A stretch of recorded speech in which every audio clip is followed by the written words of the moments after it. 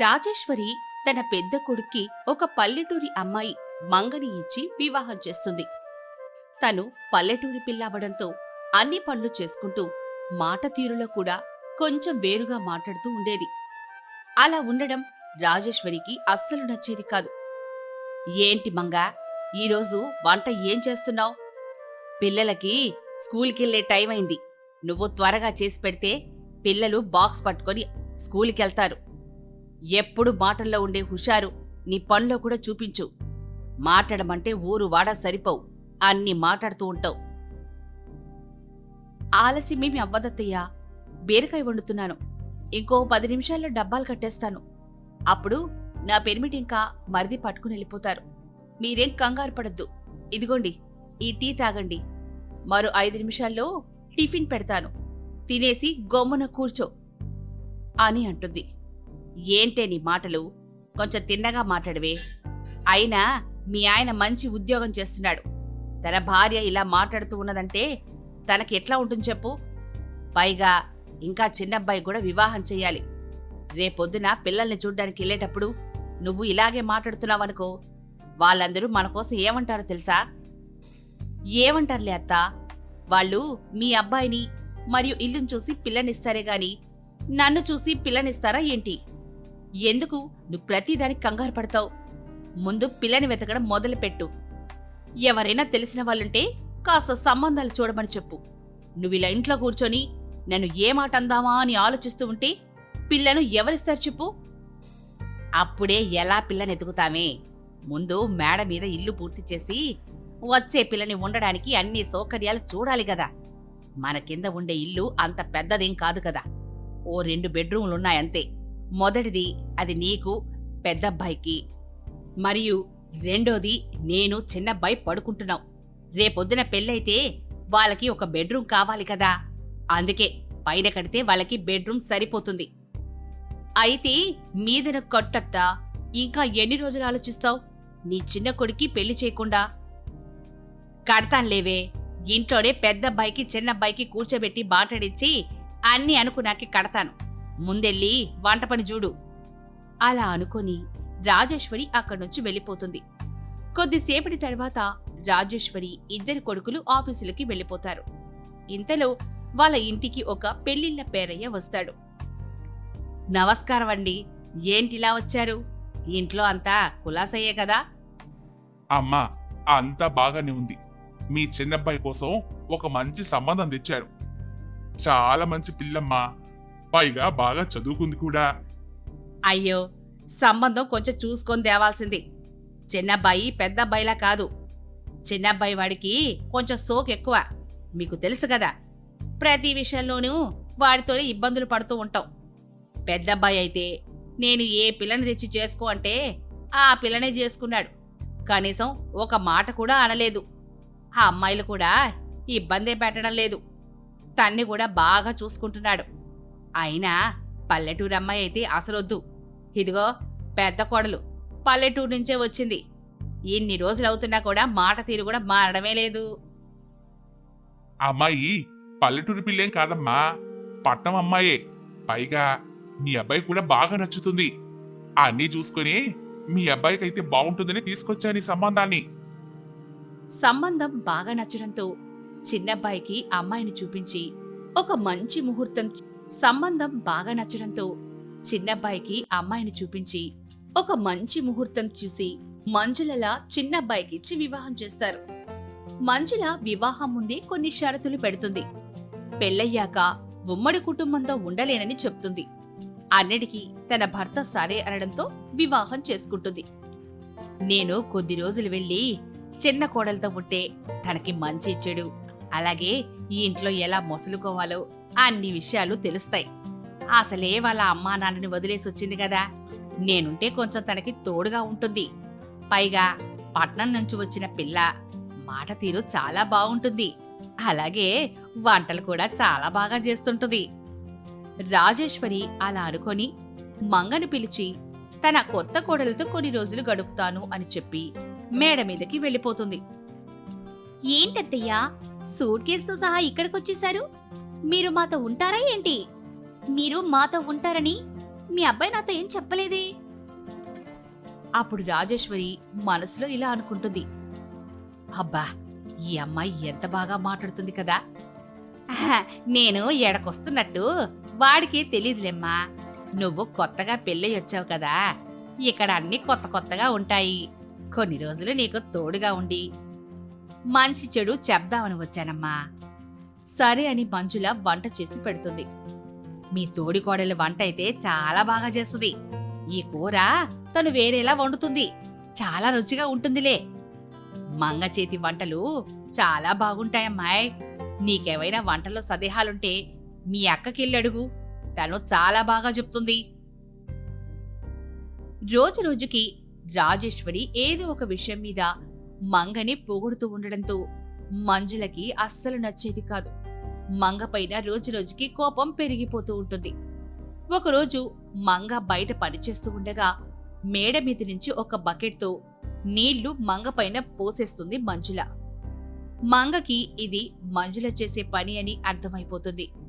ఆ మరుసటి రోజు మంజుల చిన్నబ్బాయితో ఇలా మాట్లాడుతూ, ఏవండి, మీ అమ్మగారు ఇంకా ఎన్ని రోజులు నా దగ్గరుంటారు? నేను మీకు పెళ్లికి ముందే చెప్పాను, వేరుగా ఉంటాను, అలాగైతే నేను వస్తాను అని. లేదంటే వివాహమే చేసుకోను అని కూడా చెప్పాను. కానీ మీరు మీ అమ్మగారిని ఇక్కడికి రప్పించి ఎన్ని రోజులవుతున్నా కూడా మీరేం అనడం లేదేంటి? ఆవిడికి వెళ్ళిపోమని చెప్పండి. అయినా ఆవిడ కామ్గా ఉండకుండా తన పెద్ద కోడల కోసం పొగుడుతూ ఉంటుంది. ఇలా అయితే నా కోపం రాదా? మీరే చెప్పండి. మీరు తన్ని ఎంత తొందరగా వెళ్ళిపోమంటే అంత మంచిది. అయినా అలా ఎలా అమ్మకి ముఖం మీద వెళ్ళిపోవని చెప్తాను? మా అమ్మ కదా, బాగోదు. అయినా ఆవిడ నీకేం ఇబ్బంది పెట్టదు. నేను కావాలంటే మాట్లాడతానుండు. చిన్నబ్బాయి వాళ్ళమ్మతో ఎలా చెప్పాలో అర్థం కాక ఆలోచిస్తూ ఉంటాడు. ఇంతలో మంగకి ఒంట్లో బాగోకపోవడంతో రాజేశ్వరి తన కోడల్ని చూడ్డానికి అక్కడికి వెళ్ళిపోతుంది. రాజేశ్వరి అక్కడికి వెళ్లిన తర్వాత మంగకి కొంచెం నయమయ్యాక రాజేశ్వరి ఇలా అంటుంది, మీ తోడి కోడలుంది కదా మంగ, ఇల్లు ఎంత శుభ్రంగా ఉంచుతుందో. పైగా అందంగా రెడీ చేసి పెట్టిందే ఇల్లు మొత్తం. ఏ వస్తువు తీసినా మెరుస్తున్నట్లు ఉన్నాయి. ఇంకా తన బట్టలైతే చాలా బాగున్నాయనుకో. వంట చేసే విధానం కూడా ఎంత బాగుందో. తను వంట చేసే గదిలోకి వచ్చిన తర్వాత వంటగదిలో అసలు వంట చేసిందా అని అనిపిస్తుందే. అంత బాగా అందంగా చేస్తుంది పన్ని. ఇప్పుడు నాకు తగ్గింది కదా, వెళ్ళి ఆ కోడలి దగ్గరే ఉండు, నా దగ్గర ఎందుకు ఉండడం? అసలు నాకు ఒంట్లో బాగోలేకుండా అవడానికి నీ చిన్న కోడలే కారణం. నేను బయట వాకిట్లో పని చేస్తూ ఉంటే చల్లటి నీళ్లు తీసుకొచ్చి బకెట్తో నా మీద వంపేసింది. అందుకే నాకు జ్వరం వచ్చింది. అదేదో చిన్నదాయిలేవే, తెలుసో తెలియకో చేసేసింది. నువ్వు పెద్దదానివిగా, ఈ విషయాన్ని వదిలేయ్. అన్ని విషయాల్లో మనసులో పెట్టుకొని బాధపడకు. అయినా ఇప్పుడు మన వీధిలో అమ్మవారి పండగలు చేస్తున్నారుగా. ఇద్దరు కోడలు కలిసి అమ్మవారిని పూజించి అలాగే ఒకే దగ్గర వంట చేసుకుని తిందాం. ఆ ఒక్కరోజైనా మీ అందరూ కలిసి ఉంటే బావుంటుంది. ఈ విషయాన్ని రాజేశ్వరి తన చిన్న కోడలు మంజులకు కూడా వివరిస్తుంది. మంజుల సరే అనడంతో అమ్మవారి పండుగల్లో చాలా పెద్దగా, చాలా బాగా పెద్ద కోడలు మంగ ఇంట్లో చేసుకుంటారు. వీరిద్దరూ కలిసి మీకొచ్చిన వంటల్ని, మీరు బాగా చేసే వంటల్ని చేసి పెట్టండి, తినాలనుంది నాకు. సరే అని ఒక పొయ్యి మీద మంజుల, మరొక పొయ్యి మీద మంగ వంట చేస్తూ ఉంటారు. ఎవరికొచ్చినట్లు వాళ్ళు చేస్తారు. తెచ్చి డైనింగ్ టేబుల్ మీద పెడతారు. అబ్బా అబ్బా, ఈ రోజు వంటలు పోటీపడి చేసినట్లున్నారు. చాలా రుచిగా ఉన్నాయి. రుచిలో ఒకదానికొకటి మించినట్టు అనిపిస్తోంది. అయినా మీకు మంగ అక్క వంటలే నచ్చుతాయనుకుంటున్నాను. ఎందుకంటే మీకు ఇంట్లో ముందు నుంచి మంగ అక్క వంటలే అలవాటైపోయాయి కదా. నా వంటలు నచ్చదేమో అనుకున్నాను. నువ్వు కూడా చాలా బాగా చేస్తావు మంజులా. రోజు నేను నీ చేతి వంట తింటున్నాను కదా, చాలా రుచిగా అనిపిస్తున్నాయి. మీకు కొత్త కోడలి చేతి వంటలు నచ్చుతాయనుకున్నాను. ఎందుకంటే మంజుల ఏ వంట చేసినా చాలా అందంగా చేస్తున్నట్టు కదా. చూడ్డానికి ఎంత బాగుంటుందో, తినడానికి కూడా అంతే బాగుంటుందని అనుకున్నాను. ఒక్క నిమిషం ఆగండి. మీ ఇద్దరికి ఈ పొందన ఎందుకు వచ్చింది? అసలు మీకు ఈ విషయాలు అన్నీ ఎవరు చెప్పారు? ఇద్దరు కోడలు ఒకేసారి వాళ్ళ అత్తగారి వైపు చూపిస్తారు. అమ్మా, నువ్వు చేసింది చాలా పెద్ద పొరపాటు. ఇద్దరు ఇంటి కోడలే కదా, ఒకరి కోసం ఇంకొకరి దగ్గర పోగొడుతూ ఉంటే వాళ్ళ కోపం వస్తూ ఉంటుంది. నువ్వు ఇలా చేస్తే వాళ్ళ మధ్యన దూరం పెరిగిపోతూ ఉంటుంది. వాళ్ళ మధ్యలో అన్యోన్యత పెంచాలే గాని కోపాన్ని పెంచకూడదమ్మా. అలా చేస్తే వాళ్ళ మధ్య అన్యోన్యత పోయి కోపాలు పెరిగిపోతాయి. ఒరే వీళ్ళు చేసిన పొరపాట్లు చెప్పానే గాని వేరే వాళ్ళు ఎలా చేస్తున్నారో వివరించాన్రా. అంతేగాని ఎవరిని నేను వెనకేసుకుని రాలేదు. నువ్వు చిన్నగానే అన్నావు కానీ అది ఇప్పుడు చూడు ఎంత పెద్ద విషయంగా మారిపోయిందో. చూసావా? రాజేశ్వరి తను చేసింది తెలుసుకొని ఆ తర్వాత నుంచి ఇద్దరి మధ్యన మనస్పర్ధలు తగ్గించడానికి చాలా ప్రయత్నించి సఫలమవుతుంది. కుటుంబాన్ని ఒక్కటిగా చేస్తుంది. శకుంతల మార్కెట్కి వెళ్లి కూరగాయలు మరియు సరుకులు తీసుకుని ఇంటికి వస్తుంది. అమ్మా, అర్జెంటుగా ఏసీ ఆన్ చేయవా? ఎండలో మార్కెట్కి వెళ్ళొచ్చేటప్పటికీ కళ్ళు తిరుగుతున్నాయి. ఎండ ఎక్కువగా ఉందమ్మా. బయటికెళ్లాలంటేనే అమ్మో భయమేస్తుంది. అవునత్తయ్య గారు, మీరు చెప్పింది నిజమే. ఈయన కూడా మధ్యాహ్నం పూట లంచ్కి రానని చెప్పేశారు. బాక్స్ పెట్టిమన్నారు. ఆఫీస్లోనే తింటారంట. ఇక ఇంటికొస్తుంటే ఎండకి కళ్ళు తిరిగిపోతున్నాయంట. అయితే రోజు పొద్దున్నే కొంచెం తొందరగా లేచి వాడి మటికే వండేసి బాక్స్ పెట్టేయమ్మా. పాపం పిల్లవాడు ఈ ఎండలకి ఎంత ఇబ్బంది పడుతున్నాడో ఏంటో. నేను 1 గంటకి మార్కెట్కి వెళ్ళొచ్చేటప్పటికే అబ్బా చాలా ఇబ్బంది పడ్డాను. వాడు రోజు మధ్యాహ్నం లంచ్కి వచ్చి వెళ్తున్నాడంటే ఇంకెలా ఉంటుందో చెప్పు. అలా రజని శకుంతల మాట్లాడుకుంటూ ఉండగా శకుంతల వాళ్ళ అక్క రాజ్యం ఫోన్ చేస్తుంది. అక్క, బావున్నావా? ఎన్ని రోజుల తర్వాత ఫోన్ చేస్తున్నావు? బావగారు ఎలా ఉన్నారు? అలాగే బాబు ఎలా ఉన్నాడు? మేమందరం బాగానే ఉన్నాం శకుంతల. నీకు ఒక మంచి విషయం గురించి చెప్దామని ఫోన్ చేశాను. అవునా? ఏంటక్కా, ఏంటా శుభవార్త? అంజీ బాబుకి పెళ్లి కుదిరింది. ఆ అమ్మాయి కూడా మన పక్కూరే. మంచి శుభవార్త చెప్పావక్కా. ఇంతకీ ఎవరమ్మా ఈ పిల్ల? అలాగే పెళ్ళెప్పుడు? మన బాబాయ్ వల్ల చిన్నబ్బాయి కూతురు లక్ష్మి. పెళ్లి ఇంకో 10 రోజుల్లోనే శకుంతల. ఆలస్యం చేయకుండా నువ్వు కోడలు రేపే బయలుదేరొచ్చేయండి. అబ్బా, రేపేనా? 2 రోజుల్లో చూసుకొని వస్తానులే. కోడలు కూడా సెలవు పెట్టి రావాలి కదా. సరే అయితే వచ్చాక మిగతా విషయాలు మాట్లాడుకుందాంలే శకుంతల. ఉంటాను అని చెప్పి ఫోన్ పెట్టేసింది. ఎవరత్తయ్యా ఫోన్లో? ఇంతకీ ఎవరికి పెళ్ళి? మా అక్క ఫోన్ చేసింది. వాళ్ళ అబ్బాయికి పెళ్ళంట. ఇంకా అమ్మాయి వాళ్ళు కూడా మనకి దగ్గర వాళ్ళేనంట. వెళ్ళకపోతే బాగోదమ్మా. ఈ ఎండలకేమో బయటికెళ్లాలంటేనే భయం వేస్తోంది. కానీ ఇంకో 10 రోజుల్లో పెళ్ళంట. మనం ఒక వారం రోజుల ముందుగైనా వెళ్ళకపోతే అస్సలు బాగోదు. నీ పెళ్ళప్పుడు మా అక్క వచ్చి చాలా సహాయం చేసింది. అవునత్తయ్యా, అయినా ఎండాకాలంలో పెళ్ళేంటి? అత్తయ్య, మనం అస్సలు వెళ్ళలేం. పైగా అది పల్లెటూరు. అక్కడికి వెళ్ళి ఎలా ఉంటాం? మనకు కావలసిన ఏ సదుపాయాలు అక్కడ ఉండవు కదా అత్తయ్యా. అవునమ్మా, నిజమే. మనకిక్కడ బాగా ఏసీలు, ఫ్రిడ్జులు అన్నీ అలవాటైపోయాయి. అక్కడ మాత్రం ఎండల్లో ఆ పాతకాలపు ఇళ్లల్లోనే ఉండాలి. అవునత్తయ్య గారు. సరే అయితే మీరు వెళ్ళి ఉండండి. నేను మీ అబ్బాయితో కలిసి పెళ్లి ముందు రోజే వస్తాను. నాకు ఆఫీస్ ఉంటుంది కదా. బాగానే చెప్తున్నావే. ఫోన్లో వెళ్ళలేదా ఏమంటున్నారో? నిన్ను నన్ను కలిపే రమ్మన్నారు. అయినా నువ్వు ఇంటికి పెద్ద కోడలివి. సెలవు పెట్టకపోతే ఏవైనా బావుంటుందా చెప్పు? అయినా నువ్విక్కడుండి సంతోషంగా ఏసీ రూంలో పడుకుందామనుకుంటున్నావా? ఏం జరగదు. నాతో పాటు రావాల్సిందే. మీరేంటత్తయ్యా పాత సినిమాలో సూర్యకాంతలా మాట్లాడుతున్నారు? నాపై అత్తపెత్తనం చేస్తున్నారా ఏంటి? నేను చేస్తే నువ్వు ఊరుకుంటావా మరి? వెంటనే మీ ఆయన్ని పిలిచి నా మీద ఎన్ని చాడీలు చెప్తావు? నీ మొగుడొచ్చి నేనేదో తప్పు చేసిన దానిలాగా నన్ను ప్రశ్నిస్తాడు. ఇవన్నీ నాకు అవసరమా అమ్మా? మీరు గొప్ప తెలివైనోళ్ళు అత్తయ్యా. అందుకే ఫ్యామిలీ మొత్తాన్ని ఒంటి చేత్తోనే నడుపుతున్నారు. ఏంటి నన్ను తెగ మూలగ చెట్టెక్కిచ్చేస్తున్నావు? నేనే నీ పొగడతలకి పడంలే. నువ్వు ఎలా అయినా ఊరు రావాల్సిందే. నన్ను పొగిడి ఊరు రాకూడదని అనుకుంటున్నావేమో. అస్సలు జరగదు. ఎట్టి పరిస్థితుల్లో నువ్వు రావాల్సిందే. ఒక 2 రోజులు పోయాక రజనీకి ఇంకో ఉపాయం లేక ఆఫీస్కి సెలవు పెట్టి శకుంతల మరియు రజని శకుంతల వాళ్ళ అక్క పల్లెటూరులో ఉంటున్న రాజ్యం ఇంటికి వస్తారు. రండి రండి, లోపలికొచ్చి కూర్చోండి. ప్రయాణమంతా బాగానే జరిగిందా? మర్దిగారు అబ్బాయి రాలేదా ఏంటి? ప్రయాణమంతా బాగానే జరిగిందక్కా. బాబుకి ఏదో మీటింగులున్నాయంట, చూసుకొని వస్తానన్నాళ్లే. ఇంకా ఈయన సంగతి తెలుసు కదా అక్క నీకు. ఎక్కడికి కదలరు గాని నేను చెప్పాను బాబుగాడి పెళ్లికి రావాలని. అలా రాకపోతే అవ్వదని కూడా అన్నాను. అప్పుడు అబ్బాయితో కలిసి వస్తానన్నారులే. మంచి పని చేసావు.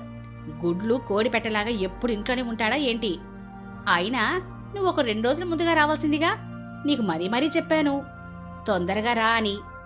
ఇంకా 7 రోజులే ఉంది శకుంతల పెళ్లికి. చాలా ఏర్పాట్లున్నాయి. చెయ్యడానికి నువ్వుంటే కొంచెం సహాయంగా ఉంటుంది. అలాగే నాకు ధైర్యంగా కూడా ఉంటుంది. నేనొక్కదాన్నే ఎలా వస్తానక్క? నాతో పాటు రజని కూడా తీసుకునొచ్చాను. మన ఇంటి పెద్ద కోడలు కదా, తను లేకపోతే బాగోదు. తన ఆఫీస్కి వెళ్ళి సెలవు పెట్టుకుని రావాలి కదా. అలాగే నీకు తెలుసు కదా ఈడి సంగతి. ఈడికి కూడా ఈ 4 రోజులకి సరిపడా సామాన్లన్నీ తెచ్చిపెట్టి, మరియు మీ మరిది గారికి కావాల్సిన కూడా అన్నీ అతని రూంలో సర్దేసి అవన్నీ చూసుకుని వచ్చేటప్పటికి 2 రోజులు పట్టిందక్క. అయినా మందే తప్పు. అన్ని పనులు మనం చేసి పెడుతూ ఉంటే వీళ్ళకి తినడం పడుకోవడం తప్ప ఇంట్లో ఇంకేం పని ఉండదని అనుకుంటూ ఉంటారు. వాళ్ళకి కావలసిన పనులన్నీ మనం ముందే ఏర్పాటు చేసి ఉంచుతాం కదా. అందుకే సరే, ఎండన పడొచ్చారు కదా, కొంతసేపు విశ్రాంతి తీసుకోండి. కొంచెం ఎండ చల్లగా అయిన తర్వాత పెళ్లి కబుర్లు చెప్పడానికి వెళ్దాము. సరే అక్క అని కొంచెం భోజనం చేసేసి రజని అలాగే శకుంతల విశ్రాంతి తీసుకోవడానికి గదిలోకెళ్తారు. వెంటనే కరెంటు పోవడంతో ఇద్దరూ గదిలో నుంచి బయటకొచ్చేస్తారు. ఏవి విశ్రాంతి తీసుకోకుండా బయటకొచ్చేశారు? మేమిలా పడుకున్నావా అక్క, కరెంటు పోయింది. ఇంకేంటి నిద్రపడుతుంది చెప్పు. ఒక్కబెట్టి చంపేస్తా ఉంది. అబ్బా ఎంత వేడిగా ఉందో. ఎలా పడుకుంటాను ఫ్యాన్ లేకుండా? పల్లెటూరు కదా, ఎప్పుడు కరెంట్లు పోతూనే ఉంటాయమ్మా. ఇప్పుడు తీశాడు కదా, 1 గంట 2 గంటల తర్వాతే మళ్ళీ కరెంట్ వస్తుంది. అయినా మన ఇల్లు కొంచెం చల్లగానే ఉంటుందిలే. ఎల్లండి, వెళ్ళి విశ్రాంతి తీసుకోండి. ఇక్కడ ఫ్యాను లేదు, కరెంటు లేదు, నిద్ర పట్టదు అని అంటే పొగరనుకుంటారేమోనని అనుకొని హాల్లోనే ఉంటామని అంటారు. ఇంతలోనే అక్కడికి అంజీబాబు వస్తాడు. పిన్ని, బాగున్నావా? ప్రయాణమంతా బానే అయిపోయిందా? బాబాయ్ అలాగే అన్నయ్య రాలేదా? వచ్చుంటే బావుండు. అలా ఇంట్లో ఉంటే మీకు టైంపాస్ అవ్వదు కదా. మన పొలంలో ఈసారి మిరప్పంట వేశాం. అలా పొలం దగ్గరికి రావచ్చు కదా, చల్లటి గాలి కూడా వేస్తుంది అక్కడ. ఈ ఎండలో రావాలా? నా వల్ల కాదు. ఎంత వేడినా ఇంట్లోనే ఉంటాను కానీ బయటికైతే నేనస్సలు రాను. లేదు లేరా నాయనా, తర్వాత చూసుకొని వస్తాంలే. ప్రయాణం చేసి బాగా అలసిపోయాం కదా. అత్తయ్య గారు, నాకు అర్జెంటుగా కూలింగ్ వాటర్ కావాలి. చాలా దాహంగా ఉంది. మీకు తెలుసు కదా నేను కూలింగ్ వాటర్ తప్ప ఇంకో వాటర్ తాగలేనని. నాకు ఎలా అయినా కూలింగ్ వాటర్ దొరికేటట్టుగా చూడరా ప్లీజ్. ఏంటి కోడలేదో అంటున్నట్టుంది? ఏదైనా ఇబ్బందా ఏంటి? పర్వాలేదులే, చెప్పు శకుంతలా. ఏం లేదక్కా, తనకి పల్లెటూరి వాతావరణం కొంచెం తెలియదు కదా, అందుకే ఇబ్బంది పడుతుంది. చల్లటి నీళ్లు కావాలని అన్నది. మన దగ్గర ఫ్రిడ్జ్ అలాంటివి ఏం ఉండవని చెప్తూ ఉన్నాను. దాందే ఉందమ్మా, చల్లటి నీళ్లే కదా, మన కొండలోని నీళ్లు చల్లగుంటాయి. ఇప్పుడే తెచ్చిస్తానుండు. అయినా మా శకుంతల ఏదో బంగారం అడిగినట్టు తెగ ఆలోచించేస్తుందేంటి అని రాజ్యం వెళ్లి నీళ్లు తీసుకునొచ్చి రజనీకిస్తుంది. రజని కొంచెం నీళ్లు తాగిన తర్వాత, అబ్బా ఎంత చల్లగా ఉన్నాయి. అత్తయ్య, మీరు కరెక్ట్గానే చెప్పారు. కుండలో నీళ్లు చాలా చల్లగా ఉంటాయని. నిజంగా ఫ్రిడ్జ్లో నీళ్లు తాగుతున్నట్లే ఉంది నాకు. ఇంతకీ మన ఇంటి మహాలక్ష్మి ఏది? రాలేదు. ఇంటి ఆడపడుచుగా తనేగా ముందుండాలి. మన పిల్లలందరికన్నా పెద్దదాయే. తను ఉంటే ఇంటికి నిండుగా ఉంటుంది కదక్కా. ఏదైనా పెళ్ళవ్వనంత వరకేనమ్మా మన పిల్ల. పెళ్ళయ్యాక వాళ్ళ పిల్ల. వాళ్ళ ఇంట్లో వాళ్ళు ఏది చెప్తే అదేగా చేస్తుంది. వాళ్ళు ఎప్పుడు పంపిస్తే అప్పుడే రమ్మని చెప్పానమ్మా. ఇప్పుడు మనం ఏమైనా చెప్పామంటే అది వాళ్ళ ఇంట్లో ఏవైనా అన్నదంటే లేనిపోని గొడవలు వచ్చేస్తాయి. మన పిల్ల వాళ్ళ ఇంట్లో గొడవలు పడితే నలుగురిలో ఎంత పరువు తక్కువ చెప్పు. అందుకే వాళ్ళు ఎప్పుడు పంపిస్తే అప్పుడు రమ్మని చెప్పాను. అలా సాయంత్రం అవ్వడంతో అందరూ కలిసి ఊరిలో ఉన్న వాళ్ళందరికీ పెళ్లికి ఆహ్వానించడానికి బయలుదేరతారు. అలా కొన్నిళ్ళు తిరిగాక, కొందరిని ఆహ్వానించాక రజని బాగా అలసిపోతుంది. అప్పుడు ఇంటికి తిరిగొచ్చాక, అత్తయ్య గారు, ఇక్కడ చాలా వేడిగా ఉంది. పైగా ఇప్పుడు రాత్రయింది. ఇప్పుడు కూడా కరెంటు తీసేశాడు. మనం ఇంత వేడిలో ఫ్యాన్ లేకుండా, ఏసీ లేకుండా ఎలా పడుకుంటాము? అయినా మీరేమైనా అనుకోండి అత్తయ్య, నేనైతే వెళ్ళి మళ్ళీ మీ అబ్బాయితో పాటే వరికి వస్తాను. నేనైతే ఇక్కడ ఉండలేకపోతున్నాను. ఎందుకమ్మా కంగారు పడతావు? ఇందాక నువ్వు ఫ్రిడ్జ్లో నీళ్లు కావాలంటే నీకు చల్లటి నీళ్ళిచ్చాను కదా. అలాగే నీకు ఏసీలో ఉంటే నీకెంత చల్లగా అనిపిస్తుందో అంతే చల్లగా ఇప్పుడు కూడా అనిపించేలా చేస్తాను చూడు. బయట మంచం ఉంది కదా, దానిమీద పడుకో. ఫస్ట్ ప్రశాంతంగా ఊపిరి పీల్చుకో. నువ్వు ప్రశాంతంగా ఉంటే నీ శరీరం చల్లబడిపోతుంది. అప్పుడు నీకు తగిలే గాలి చాలా చల్లగా అనిపిస్తుందమ్మా. ఇక్కడ బయట చాలా చల్లగా ఉంటుంది. మీరందరూ అనుకుంటారు ఏసీలో ఉంటే చల్లగా ఉంటుందని, అలాగే ఫ్రిడ్జ్లో నీళ్ళే చల్లగా ఉంటాయని. మేము పూర్వం నుంచి ఇలాంటి ఇంట్లోనే ఉంటున్నాము. మాకు బాగా తెలుసమ్మా ఏ టైంలో ఎక్కడ ఉండాలని. దాన్ని బట్టి మేము సర్దుకుపోతూ ఉంటాం. ఎండాకాలంలో ఎప్పుడు కూడా అందరం 6 బయటే పడుకుంటాం. అవునా అత్తయ్య, బయట చల్లటి గాలి వేస్తుంది, చాలా బాగుంది. అలా రాజ్యం రజనిని పల్లెటూరి వాతావరణానికి అలవాటయ్యేటట్టుగా చేసి అందరి చేతుల మీద వివాహం జరిపిస్తుంది. వివాహం జరిగిన అనంతరం రజని కుటుంబంతో సహా వాళ్ళ ఇంటికి వెళ్ళిపోతుంది. కోడలు పల్లెటూరి వాతావరణంలో ఉండడం చూసి శకుంతల చాలా సంతోషపడుతుంది.